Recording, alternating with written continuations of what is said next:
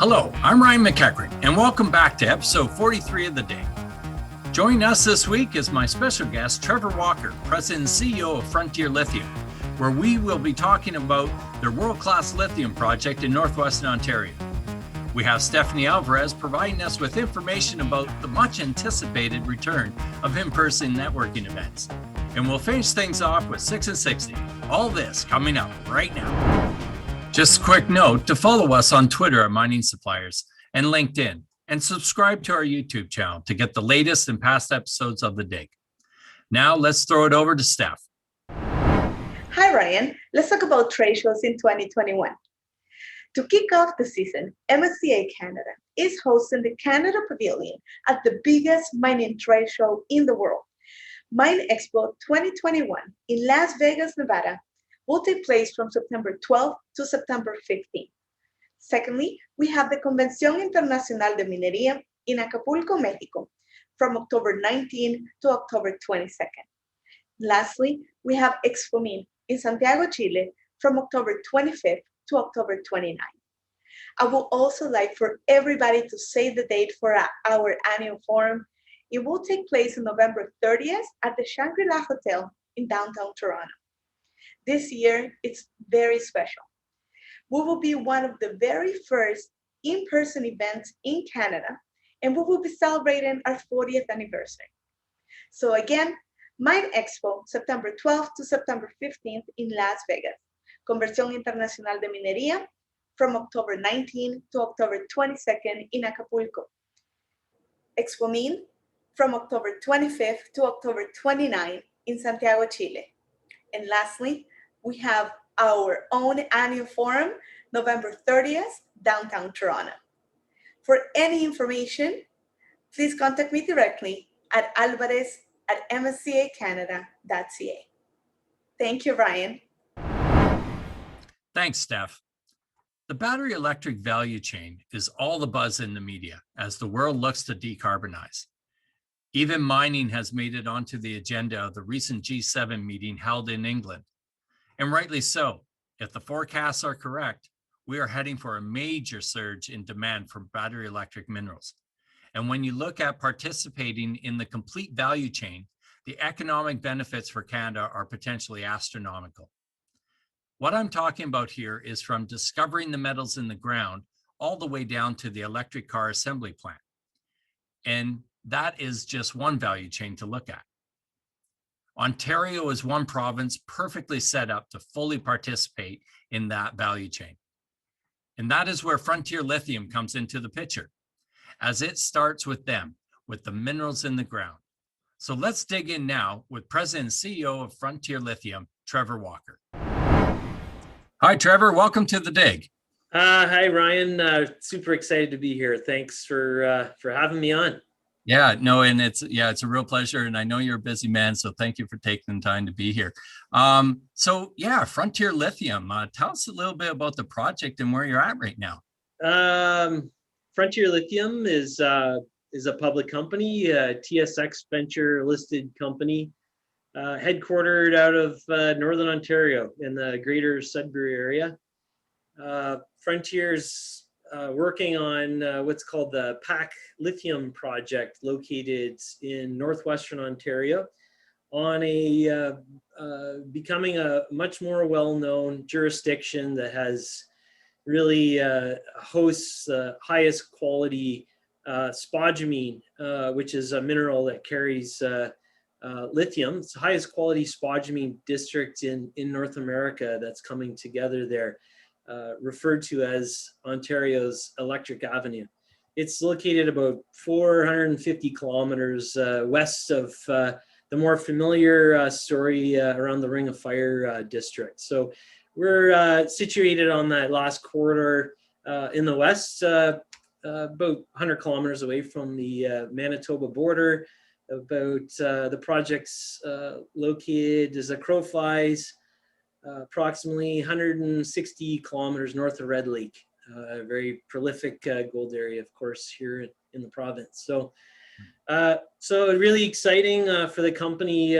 We've been active on this project since about 2012, and taken a really cautious but confident approach to advancing and moving the project forward. So ultimately, a good mining story really is based on a solid resource. So we've managed to put together about 30 million tons of North America's highest grade and one of the largest resources on the continent. So it's really, really exciting. And really, it's a key ingredient for what jurisdictions around the world are trying to do to set up entire supply chains for ultimately batteries. And the main driver here is the electric vehicle space. So it's really, really exciting project located right here in the northwest of Ontario. So.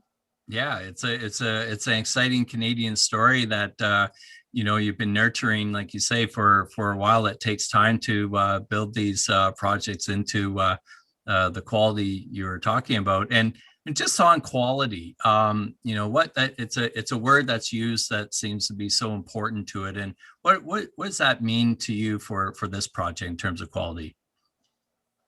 Quality really matters, and whether it's traditional commodities, or even more so in this space of looking to produce lithium chemicals.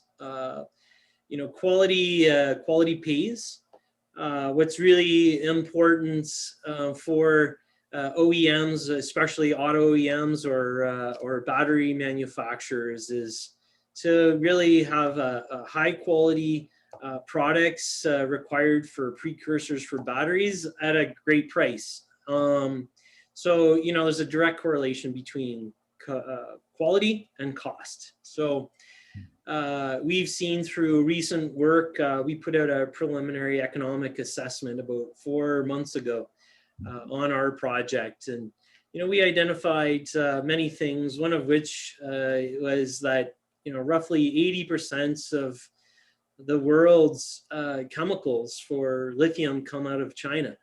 And it's really, really essential for local supply chains. We got a great opportunity here in Ontario with the mere fact of great high quality resources located that could be produced high quality chemicals to really fill in that value added gap required to make the cell manufacturing happen, especially here in Ontario. We're gifted in the province with significant amount of OEM manufacturing in North America in the south. So back to the point, quality really matters. At the end of the day, you need quality to produce the highest energy dense batteries, and you need quality to be on the bottom quartile on the cost curve to compete against the Chinese incumbents on the global scale. So. Right, that totally makes sense now. And you mentioned the word kind of supply chain, and you have a kind of a neat vision too, because you're not just going to be producing it. You're going to a little further down that value chain and producing the end product. Am I correct? Yeah, no, absolutely. So Frontier is really exciting. We're really on the cusp of transitioning from the classic exploration company into development stages. So to date, I referenced the 30 million tons of high grade, around 1.7 on average percent lithium oxide, again, 2 deposits outcropped at surface within 2.3 kilometers of each other. We've got 20,000 hectares located on the Electric Avenue, with actually 4 discoveries, one of which is located in between the 2 deposits that are outcropped at surface. So the blue sky potential is just massive. It's comparable to a world-renowned resource called the Greenbushes deposits, which is really an anchor resource that supplies roughly 40% of the world's lithium demand. So we've got about 1 million tons lithium carbonate equivalent, to put it in the chemical terms, of which half is still in an inferred category. We're conducting the final steps of infill drilling on our second, what we call the Spark deposit. And we are working on upgrading the level of confidence on the Spark to measured and indicated, which is a requirement for advancing PFS that we'll have done within the next 12 months. So that's really a critical resource to really go to what you've referenced downstream. It's garbage in, garbage out. We've shown on processing, mineral processing, to produce concentrates that are comparable to the Greenbushes. In fact, from our initial PAC deposit, on the life of a mine sample, a very representative sample, we're producing concentrates that are ranked as the top concentrate in the world, similar to the Greenbushes, which is a staple for premium glass makers in the world. Most people don't know it, but there's actually more lithium in the Gorilla Glass on both Apple and Samsung phones than there is in the battery. But the reality is that's a testament to the high quality that we have in our spodumene and our rock on the electric avenue. So, at the end of the day, that feedstock concentrate it's really critical. It represents the greatest cost of lithium chemicals. So you really got to get that right. So that foundation piece that is an absolute requirement, or what we call the anchor resource to building entire value chains. So, our advice, we work very close with the province. The Ontario government has invested through the Northern Ontario Heritage Fund recently into some processing work, while we are performing an internal scoping study assessing various process options to take those premium concentrates, convert them into chemicals required by the supply chain. So, on the task force, working closely with Minister Rickford, he's been a great advocate for Ontario, and really has identified from an early stage that we need to leverage these premium resources such as ours on the lithium front to really get that added value that we most desperately need. For many years, we've all talked about, mining it and shipping it. So this movement and this EV transition towards ultimately reduction of CO2 and GHGs, it's really critical that we do our best and we do our duty here to make sure that we retain the chemicals to attract that added value. Work with what you got. We've seen governments put some significant funds, both at the provincial and federal level, into both Ford and GM with their ambitions to produce electric vehicles in Ontario. But we believe that, those are short-term moves, but we're feeling the love by both the federal and, in our case, more so the provincial governments, because without supporting us and working together and being aligned to ensure that the material can stay in the country, in the province, to provide what the OEMs need. And without that, the OEMs won't be here in the long term. So, yeah. Yeah, and it's in Ontario, it's a great Canadian opportunity, but Ontario specifically because you're at both ends here of this whole value chain. You've got the minerals in the ground and you have the assembly plants down in Southern Ontario, and everything in between is ours to develop and become leaders in. And so, yeah, a very exciting part. And a piece of this too, of course, comes into it all requires infrastructure. It's always one of those key kind of discussions. So for a project like yours, for people that may not know where Red Lake is, it's fairly north and on the northwestern edge of Ontario. And so how's the infrastructure aspect for your project? It's coming along beautifully. You know, we're the Electric Avenue is not as well known, becoming more well known here with the hard work being done by the province and industry with regards to the critical mineral strategy. You know, Frontier is a really important project because we clearly can see that we're really at the convergence of 4 fundamental policies and guidelines in the province, and that being the critical mineral strategy, the drive to prosperity around economic development, and the focus really on leveraging, you know, jointly between those working closely with the Indigenous communities to, you know, really recognize the social, the governance standards in Canada and in particular Ontario to make sure that we do this right. So we have a clear advantage from having such high standards. You know, one of the commitments we are seeing from the province, we hear about the commitments surrounding partnerships and investment for the Ring of Fire. We've seen lesser known, but those commitments from the province with regards to infrastructure in our corridor. You know, about 7 years ago, a fiber optic line was put up into our corridor. Right now, a very significant project is under construction as we speak, and that's called the Wate Power Project. So it's a multi-billion-dollar project.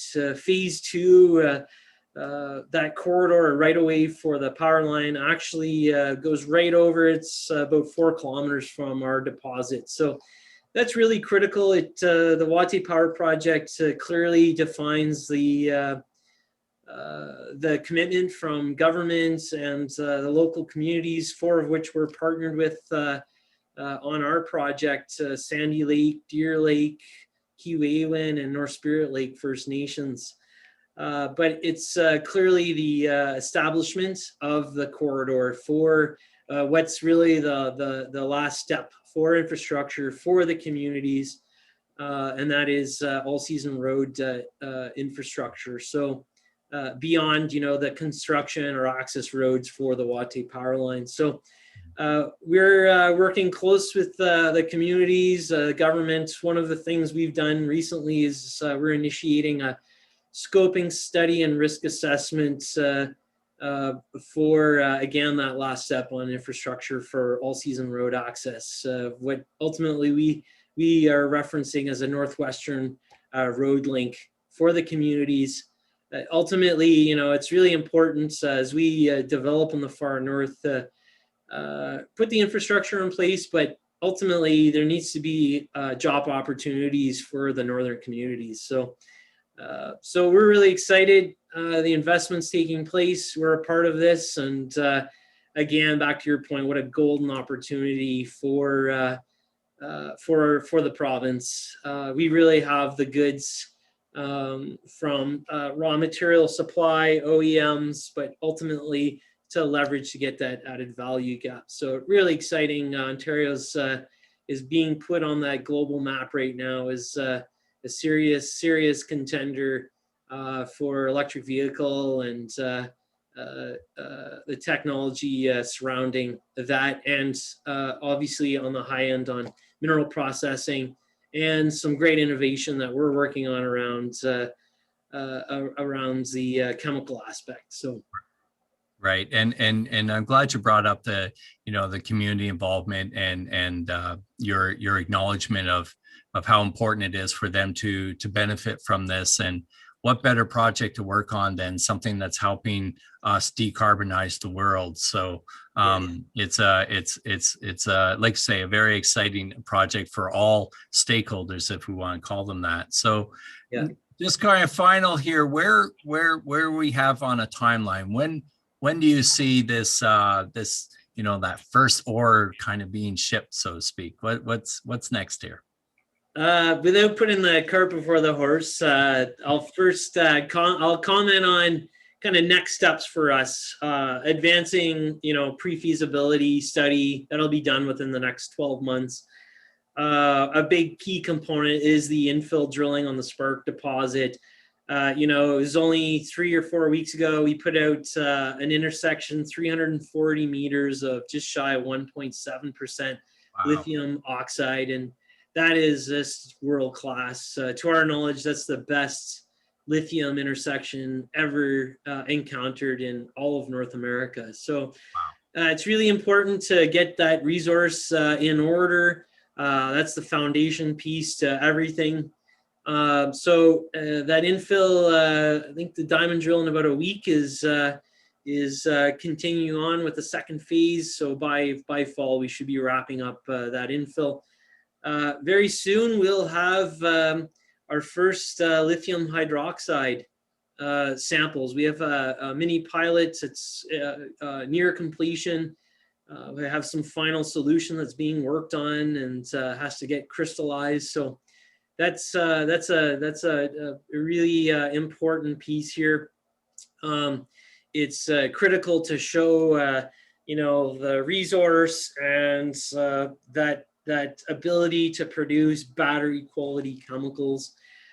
We expect in the next 3 to 4 months to make a final process decision on what we believe will be the process and solid technology that we can all stakeholders can rely on to deliver these chemicals. So all of that obviously is a prelude to a demonstration required for DFS.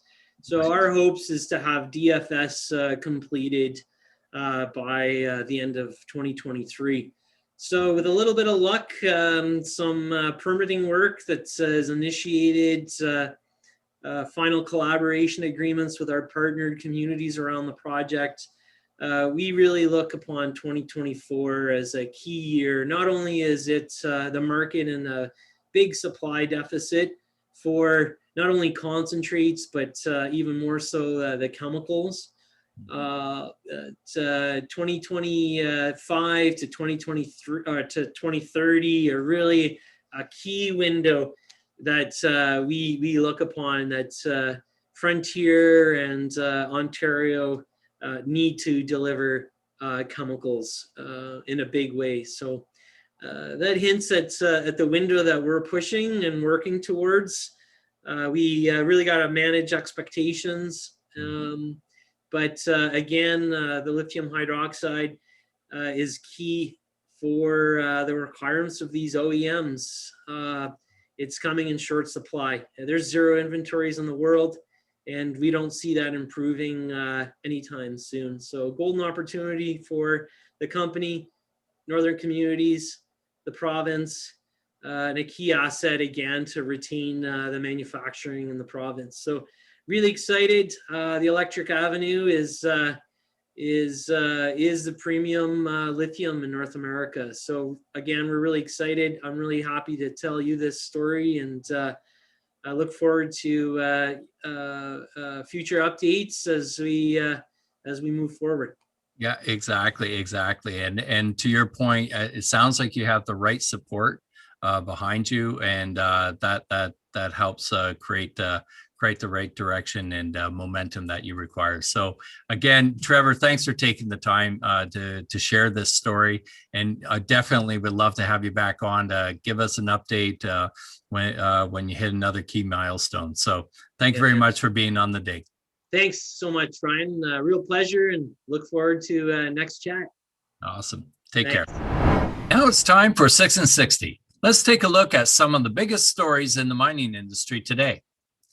Reuters reported that the Sumitomo Metal Mining Company is forecasting an 18% growth in 2021 global nickel demand for batteries due to strong EV sales in China.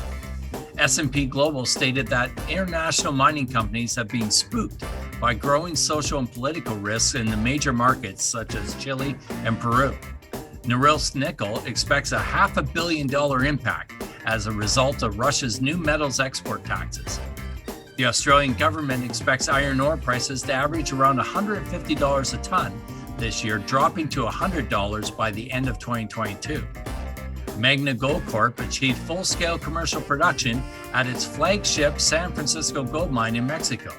And finally, Glencore will acquire BHP and Anglo American stake of the Cerrejón gold mine in Colombia for for $588 million, a deal marking the end of Anglo's thermal coal operations. And that is your 6 and 60. That's it for this week's episode. I'd like to thank our guest, Trevor Walker. You can follow us on Twitter at Mining Suppliers and LinkedIn, and subscribe to our YouTube channel to get instant access to the latest episode of the day.